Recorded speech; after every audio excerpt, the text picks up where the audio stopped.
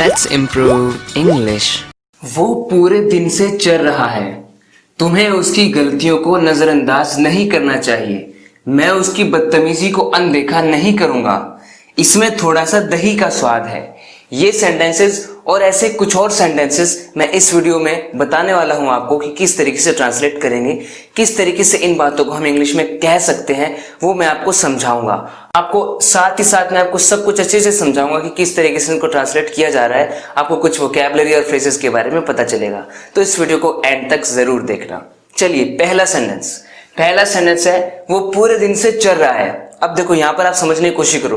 पूरे दिन से चल रहा है वो, मतलब कभी कुछ खा रहा है, कभी कुछ खा रहा है। मैं जब भी देख रहा हूं उसको, वो खाता ही जा रहा है। बस पूरे दिन से चल रहा है वो। कोई काम पहले से हो रहा है, अभी तक हो रहा है। ये यानी कि क्या है? प्रेजेंट परफेक्ट कंटिन्यूअस, जो कि क्या बताता है? पहले से कुछ काम हो रहा है। जिसमें क्या आता है? सब्जेक्ट प्लस हैज या हैव प्लस बीन आता है उसमें, है ना। He has been grazing all day. अब यहाँ पर ग्रेजिंग ना, जो बफेलोज होती हैं, जो एनिमल्स होते हैं, वो ग्रास खाते हैं, उसको भी ग्रेज बोलते हैं। और ऐसे ही जब हम कभी कभी थोड़ा थोड़ा कुछ कुछ खाते रहते हैं, उसे भी ग्रेज करना बोलते हैं। इंसान के लिए भी ग्रेज करना बोलते हैं जब वो थोड़ा थोड़ा कुछ कुछ खाता रहता है। वही मैंने यहाँ पर ये यूज किया है। He has been grazing all day, यानी पूरे दिन से वो ग्रेज कर रहा है। अगर मैं यहाँ पर हैज बीन ना बोल के इज ग्रेजिंग बोलूंगा तो गलत हो जाएगा। ही हैज बीन ग्रेजिंग यानी वो पहले से ग्रेज करता आ रहा है, कर रहा है, चल रहा है पूरे दिन से, ऑल डे।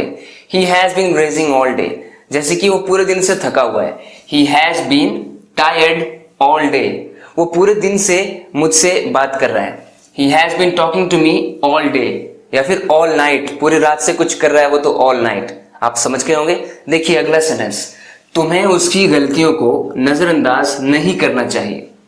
जैसे कि बच्चे हैं भाई, बच्चे गलतियां कर रहे हैं, उसकी गलतियों को नजरअंदाज किया जा रहा है तो गलत बात है। उनको अनदेखा नहीं करना चाहिए, नजरअंदाज नहीं करना चाहिए। तो यहां पर आप वर्ब यूज कर सकते हैं ओवरलुक। ओवरलुक का ठीक यही मतलब होता है, नजरअंदाज करना, किसी चीज पर ज्यादा ध्यान न देना, अनदेखा कर देना। So you should not overlook his faults और mistakes.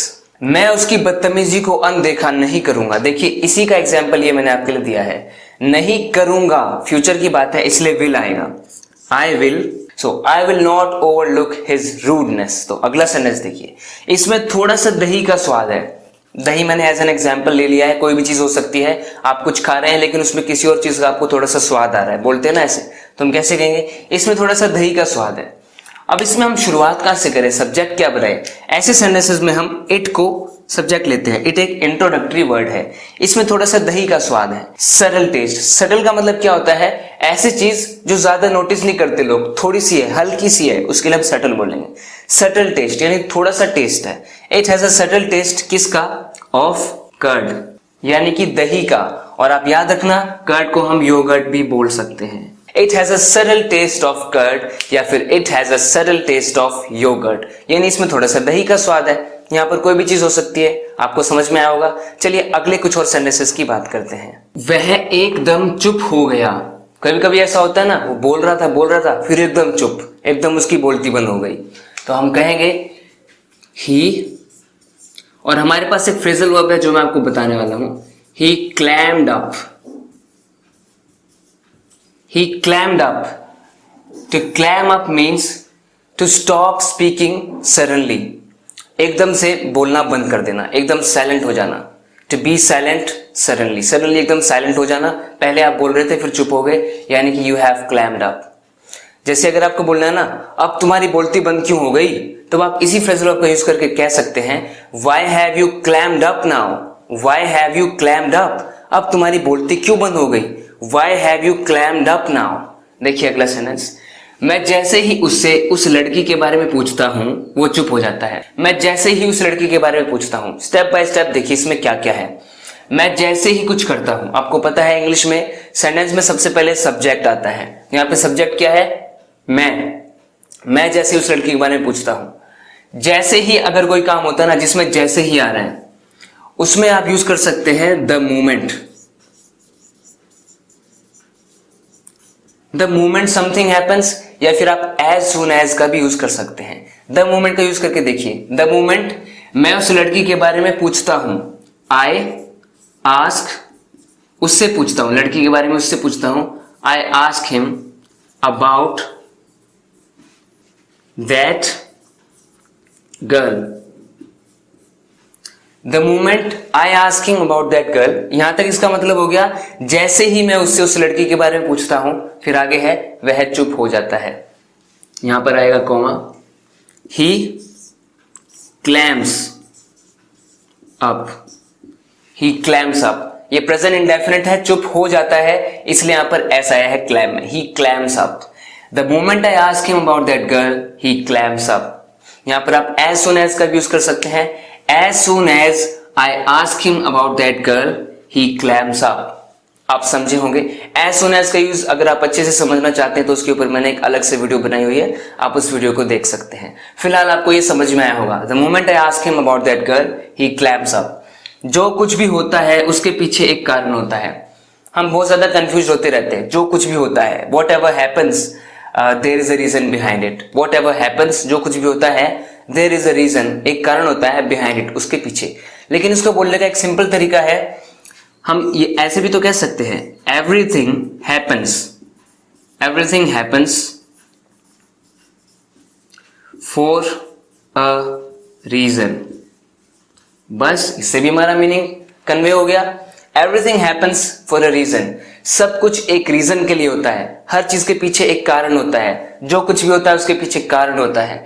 Everything happens for a reason, या आप लॉन्ग करके बोलिए, whatever happens there is a reason behind that, या फिर everything happens for a reason. It can be simply said like this as well. वो जो चाहता है उसे वो नहीं मिल सकता, जो वो चाहता है उसे वो नहीं मिल सकता। अब देखिए प्रॉब्लम क्या होती है ना, जो वो चाहता है उसे वो नहीं मिल सकता। इंग्लिश में हमें सब्जेक्ट को पहले लेना है, तो यहां पर हमें सब्जेक्ट पहले लेना है, तो सब्जेक्ट है ही, उसे नहीं मिल सकता, he can't have, he can't have, उसे नहीं मिल सकता। क्या नहीं मिल सकता? जो वो चाहता है। यहां पर जो के लिए व्हाट यूज होगा, व्हाट, जो वो चाहता है, व्हाट ही वॉन्ट्स, हो गया ये sentence. He cantt have what he wants, यानी जो वो चाहता है उसे वो मिल नहीं सकता। अब इंग्लिश में क्या हो रहा है, हिंदी में क्या हो रहा है, हमने जो वो चाहता है पहले लिखा है, इंग्लिश में ये बाद में आया है, क्योंकि यहां पर हमें सब्जेक्ट को पहले लेना है, ही कांट हैव, इसलिए हमने ऐसे किया इसको, he can't have what he wants. तो यहां पर व्हाट ही वॉन्ट्स पहले नहीं लिख सकते हैं, what he wants he can't have. English में ज्यादातर सब्जेक्ट पहले आएगा, यहां पर he can't have what he wants. यहां पर ये वर्ड एक्चुअली में एक कंजंक्शन है जो इन दो क्लॉजेस को ज्वाइन कर रहा है। मैंने तुम्हारे लिए दाम कम कर दिया, दुकानदार ऐसा बोलता है हमेशा, तुम्हारे लिए मैंने दाम कम कर दिया। दाम कम कर दिया यानी कुछ काम हो गया, प्रेजेंट परफेक्ट है। मैंने, आई के साथ आता है हैव। कम करने को क्या बोलेंगे, यहां पर हमें वर्ब चाहिए ना थर्ड फॉर्म में, कम करने को लोअर बोलेंगे, आई हैव लोवर्ड।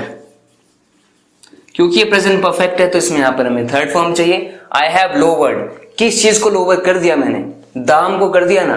लोवर्ड क्या किया, लोवर्ड व्हाट, द दाम, यानी कि द प्राइस। ये ऑब्जेक्ट है, ये है वर्ब, इस वर्ब का ऑब्जेक्ट है प्राइस। क्या चीज लोअर हुई है भाई, प्राइस लोअर हुआ है। I have lowered the price, और फिर हमें ये बात ऐड करनी है तुम्हारे लिए, तुम्हारे लिए प्रेपोजिशन फॉर यू। कहीं भी कोई कंफ्यूजन है इस सेंटेंस में नहीं होगा। I have lowered the price for you, मैंने तुम्हारे लिए प्राइस को लोवर कर दिया। आई हैव लोवर्ड, मैंने कर दिया है, पहले नहीं था अभी मैंने किया है, सो प्रेजेंट परफेक्ट।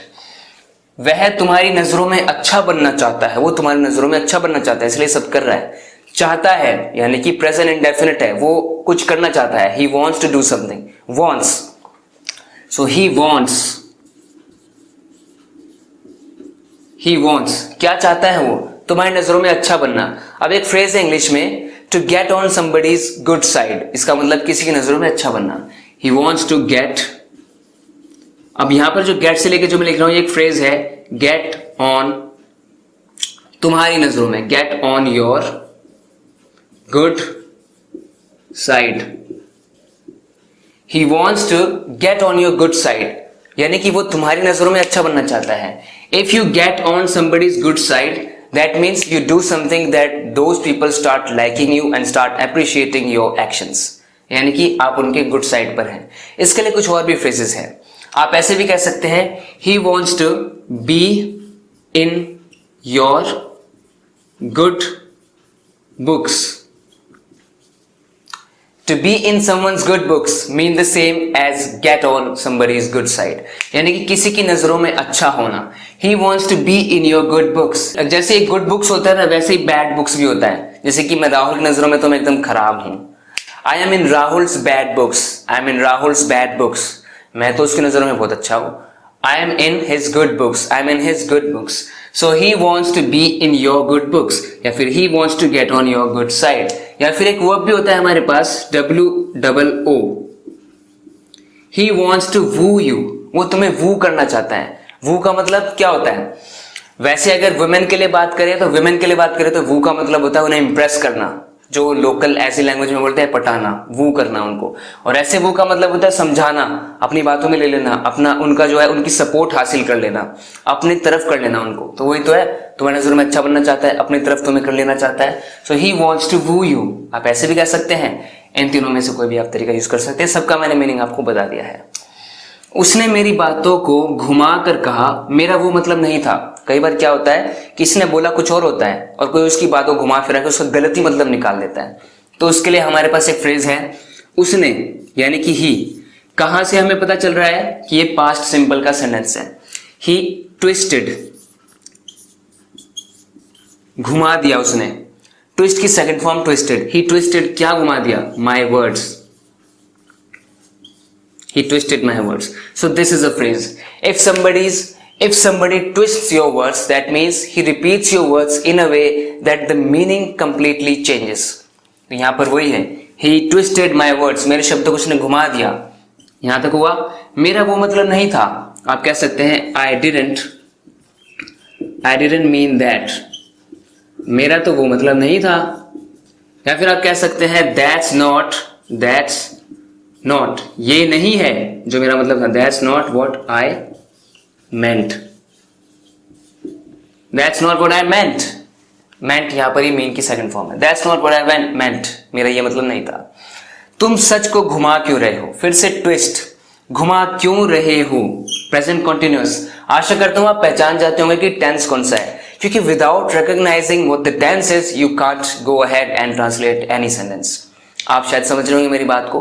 टेंस को सबसे पहले पहचानना पड़ता है, तभी तो पता चलेगा कि कौन सा वर्ब आएगा, कौन सी फॉर्म में आएगा. ये सब पता चलने के बाद ही तो आप सेंटेंस को ट्रांसलेट करेंगे अच्छे से.